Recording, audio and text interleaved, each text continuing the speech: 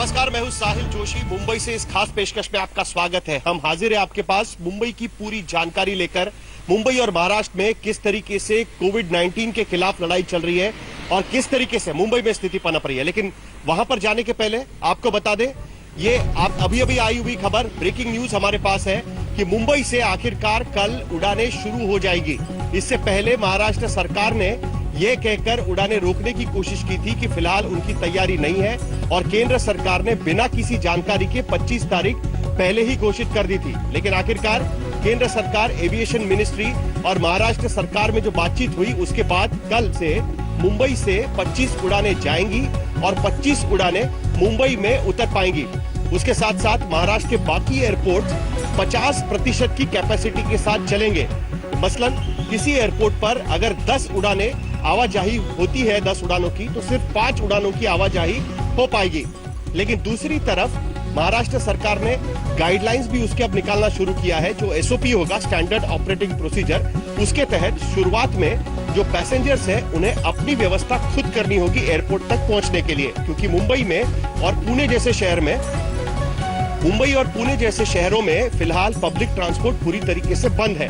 हमने बात की थी महाराष्ट्र के मंत्री नवाब मलिक से, जिन्होंने ये घोषणा की है। आइए सुनते हैं। केंद्र सरकार ने ऐलान किया था कि 25 तारीख से देश अंतर्गत विमान सेवाएं शुरू होंगी, लेकिन महाराष्ट्र को लेके स्थिति साफ नहीं हुई थी। आज हमारे मुख्य सचिव ने नागरिक उड्डयन विभाग और एयरपोर्ट अथॉरिटी ऑफ इंडिया से चर्चा करने के बाद ये निष्कर्ष किया है कि 25 उड़ानें लैंड करेंगी, 25 उड़ानें टेक ऑफ करेंगी और धीरे धीरे सेवाएं बढ़ाई जाएंगी। ये जानकारी मुख्य सचिव जी ने मुझे दी है और थोड़ी ही देर में पूरा जो ऑर्डर है वो निकाला जाएगा कि क्या क्या गाइडलाइन होगी, क्या क्या फॉलो करना है, कैसे ऑपरेशन होगा, इसकी पूरी जानकारी आदेश द्वारा निर्गमित की जाएगी। तो उड़ानें तो अब मुंबई से शुरू हो जाएगी, लेकिन आमतौर पर दौड़ने भागने वाली मुंबई पूरी तरीके से ठप है, मजबूर भी है और बेबस भी है। कोरोना वायरस के सामने पूरी दुनिया बेबस है, तो मुंबई जैसा शहर भी पीछे नहीं है। लेकिन मुंबई की स्थिति लगातार मुश्किल बनती जा रही है। आज ही महाराष्ट्र में 50,000 का आंकड़ा पार हो चुका है।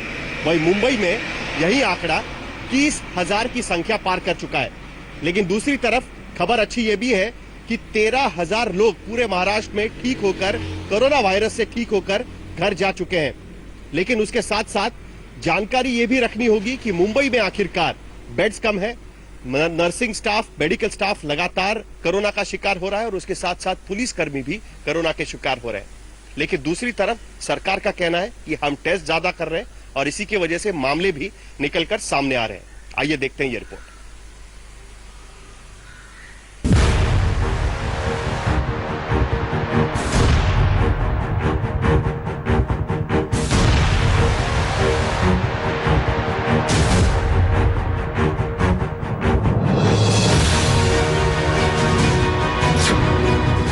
मुंबई में पिछले 24 घंटे में केस 1566। मुंबई में पिछले 24 घंटे में मौत 40। मुंबई में कोरोना के कुल केस 28,117। मुंबई में कुल मौत 950 के पार।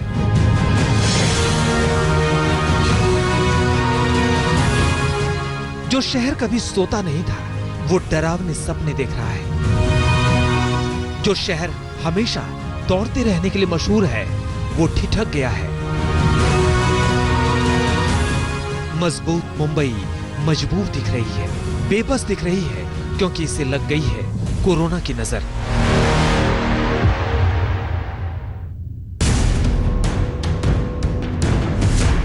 कहने को मुंबई में 6,381 मरीज ठीक भी हो चुके हैं, लेकिन अभी भी हजारों लोग जिंदगी और मौत की लड़ाई लड़ रहे हैं।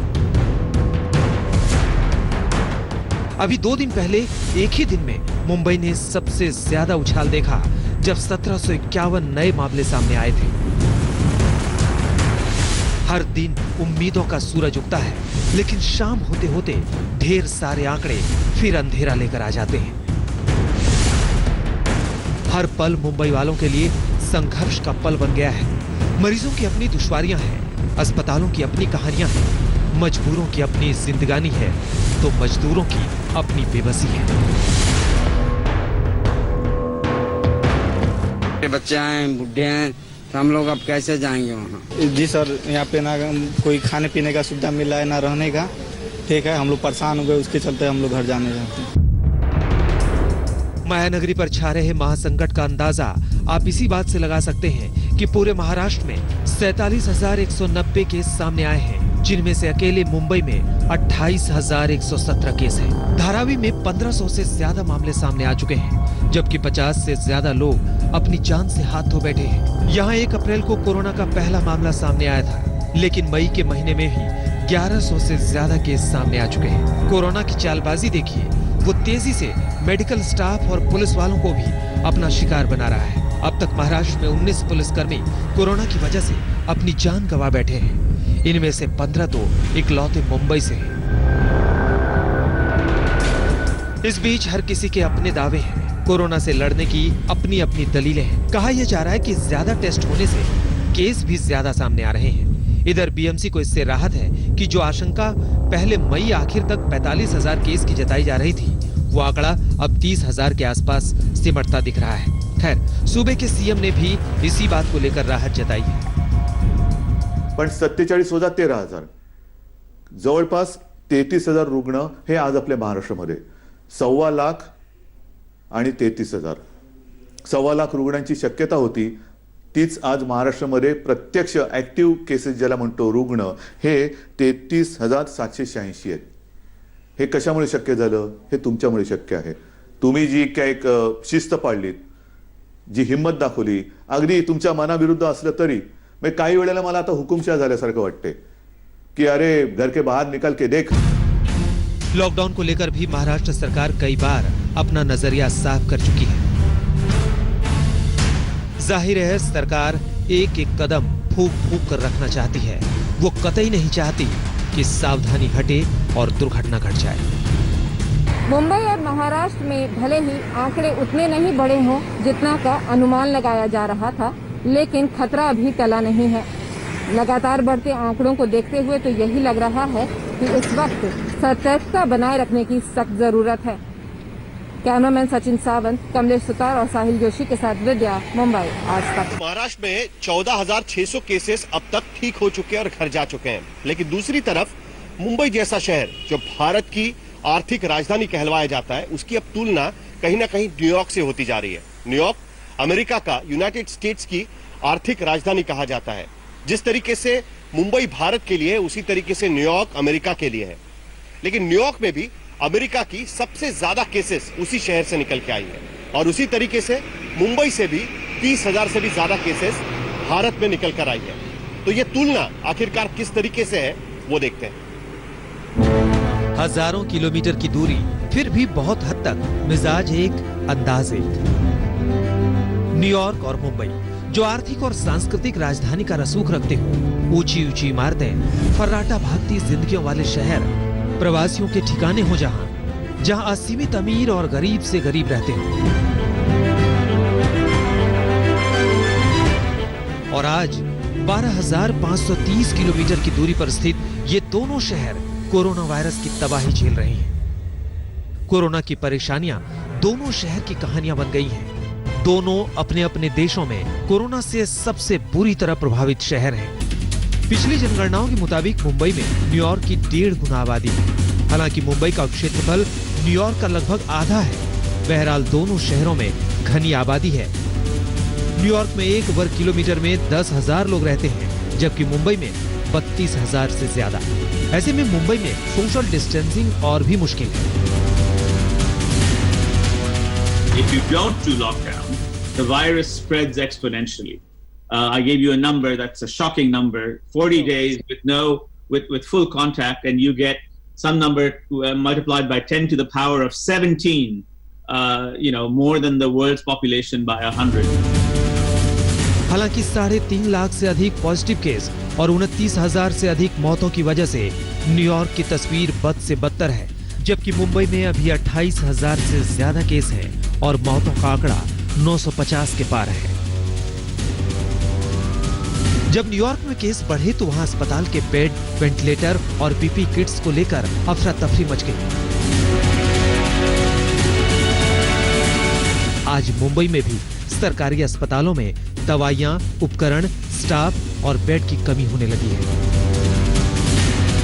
बेड पे 3-3 पेशेंट, और जैसे बेड पे पेशेंट मरता है उनको भी इन लोग जल्दी से फटक से लेके नहीं जाते। नॉर्मल पेशेंट के पास 4-4, 10-10 घंटा उधर बॉडी रखते। लग रहा है कि न्यूयॉर्क ने कोरोना का सबसे खराब दौर देख लिया है, जबकि मुंबई में तेजी से आंकड़ा बढ़ रहा है।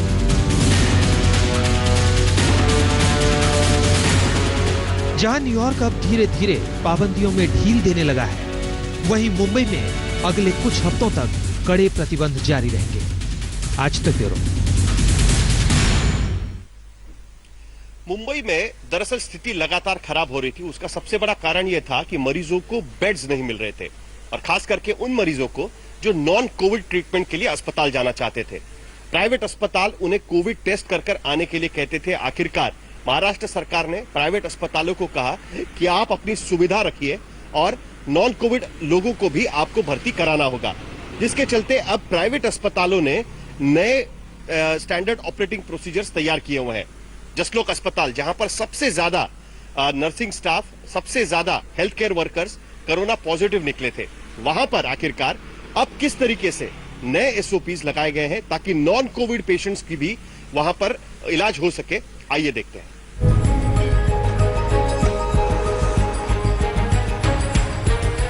ये है मुंबई का जसलोक हॉस्पिटल। ज्यादा वक्त नहीं हुआ जब इस हॉस्पिटल के स्टाफ को ही कोरोना ने अपनी चपेट में ले लिया था और इसे कंटेनमेंट जोन तक घोषित करना पड़ा था। आगे हम आपको दिखाएंगे कि हालात सुधरने के बाद अब ये अस्पताल कैसे कर रहा है कोरोना मरीजों का इलाज। मुंबई की कोविड के साथ ये जंग लंबी चलने वाली है। 27,000 केसेस लॉकडाउन में रिपोर्ट हुए हैं। लॉकडाउन के बाद भी केसेस बढ़ सकते हैं। इस वक्त हम जसलोक हॉस्पिटल है मुंबई का, ये एक प्राइवेट फैसिलिटी है जहां पर कोविड और नॉन कोविड पेशेंट्स को ट्रीट किया जा रहा है।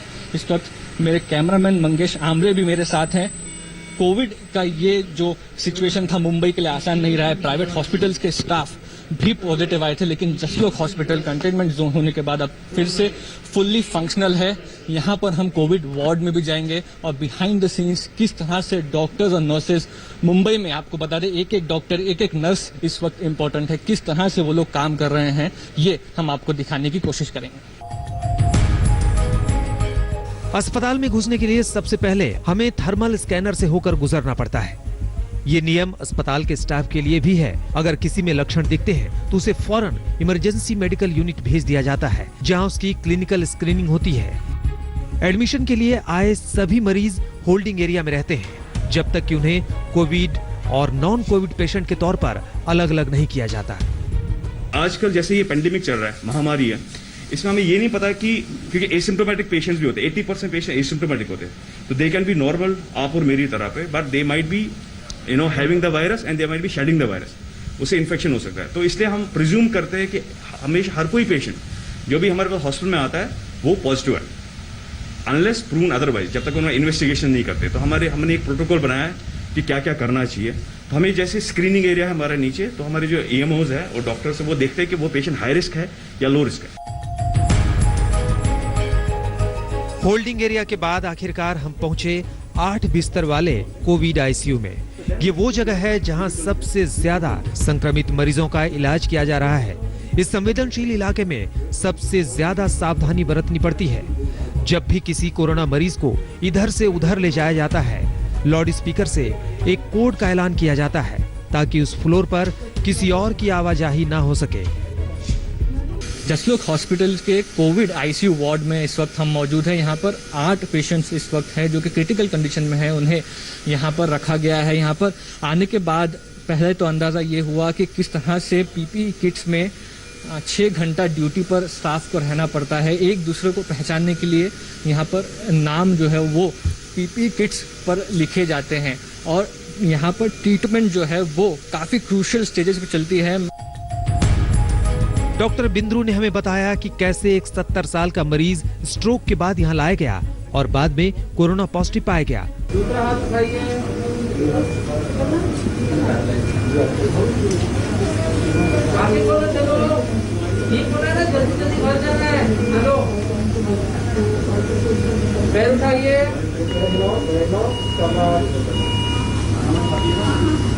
कैसे हो आप? अब सुनिए उस मरीज की कहानी, खुद उसी की जुबानी जो कोरोना से लड़ रहा है जंग।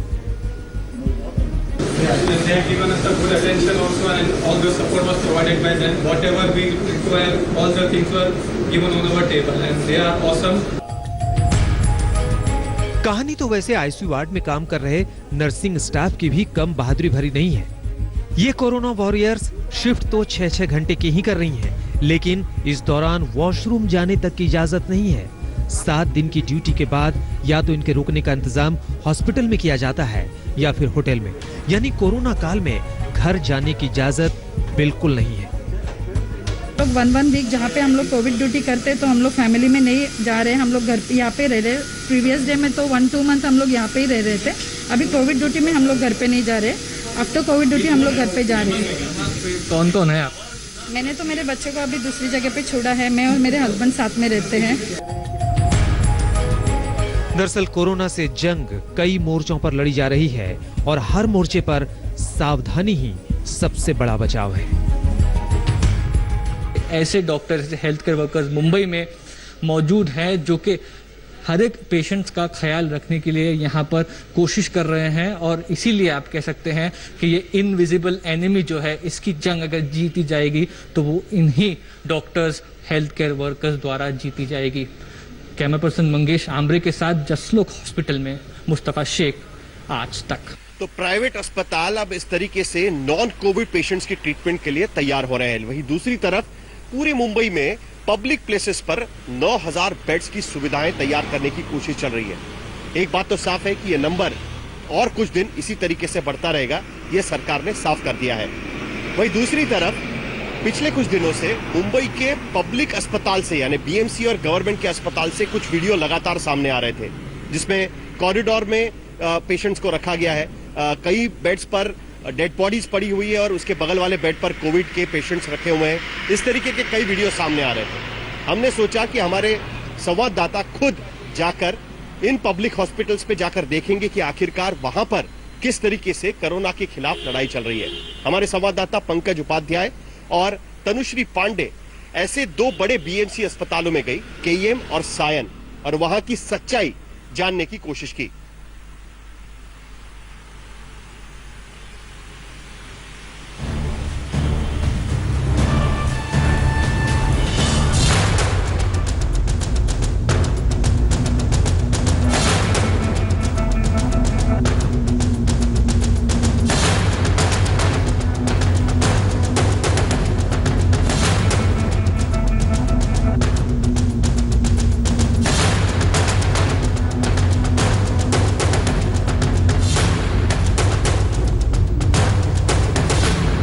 वीडियो के साथ दावा किया गया कि सायन अस्पताल में जहां कोरोना के मरीजों का इलाज चल रहा है, वहीं बगल में लाशें भी रखी हुई हैं। ये सुनकर वाकई दहशत होने लगती है।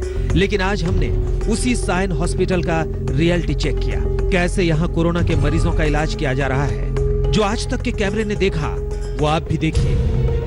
आज हमने ये जिम्मेदारी ली है कि हम आपको मुंबई के एक सबसे पुराने अस्पताल और एक ऐसा अस्पताल जो बहुत इस वक्त पे हार्ड प्रेस्ड है कोविड-19 केसेस को लेके, उसके हम आपको अंदर लेके जाएंगे। और वो हॉस्पिटल है Lokmanya Tilak municipal general hospital, जिसको सायन अस्पताल भी कहा जाता है। सायन के बारे में हमने बहुत से वीडियोस देखे, बहुत सी खबरें सुनी, पर कैसा लगता है एक युद्ध के मैदान में खड़े होके एक डेडली वायरस, एक खतरनाक इन्फेक्शन को रोज आंख से आंख मिलाना और उसको पछाड़ना कैसा लगता है, हम आज आपको दिखाएंगे सायन अस्पताल मुंबई के अंदर से। ये सायन हॉस्पिटल का डोनिंग एरिया है, वो जगह जहां सारे डॉक्टर पीपीई किट यानी पर्सनल प्रोटेक्टिव इक्विपमेंट पहनते हैं और फिर कोविड वार्ड में एंट्री करते हैं। आज तक के रिपोर्टर को भी पीपीई किट पहनाया गया।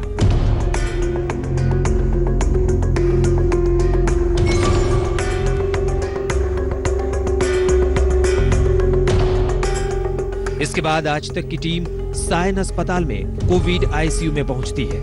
यहाँ कोरोना के उन मरीजों का इलाज किया जा रहा है जिनकी हालत गंभीर है। यहाँ कोरोना मरीजों के लिए नए वेंटिलेटर लगाए गए हैं। See, depends on the vacancy, but we try whichever I'll show you are wards where we have high flow or almost 280 critical beds in the wards, but when they are needing ventilators, we are shifting them here.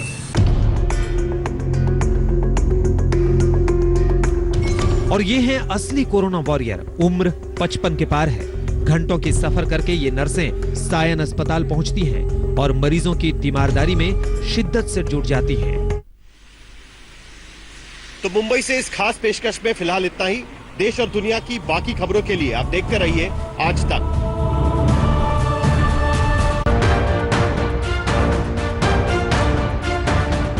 नमस्कार, मैं हूं अंजना ओम कश्यप। हमें उम्मीद है ये video आपको पसंद आया होगा। लेटेस्ट खबरों के लिए यूं ही देखते रहिए आज तक और इस वीडियो के पसंद आने पर लाइक, शेयर एंड सब्सक्राइब करना ना भूलें।